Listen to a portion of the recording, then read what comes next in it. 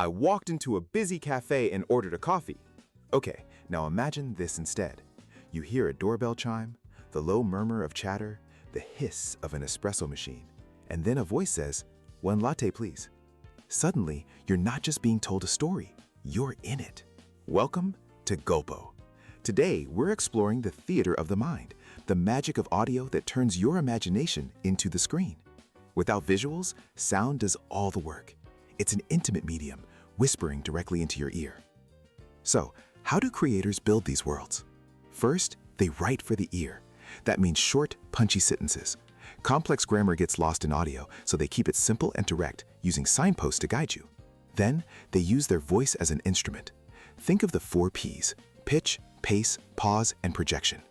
A higher pitch for excitement, a slower pace for emphasis, and the most powerful tool, a pause. It builds suspense. It makes you lean in. A good host even smiles while they speak. You can actually hear it in their voice. Of course, sound design is crucial. It replaces description.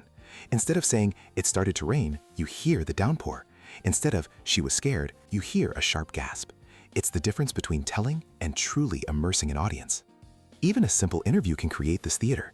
A closed question like, "Did you enjoy the movie?" gets a yes or no. Boring. But an open-ended question, "How did the movie make you feel?" invites a story. Pitch, pace, sound, and story. These are the tools. With them, a podcast becomes a world built just for you, right inside your head. The world is listening. Speak up.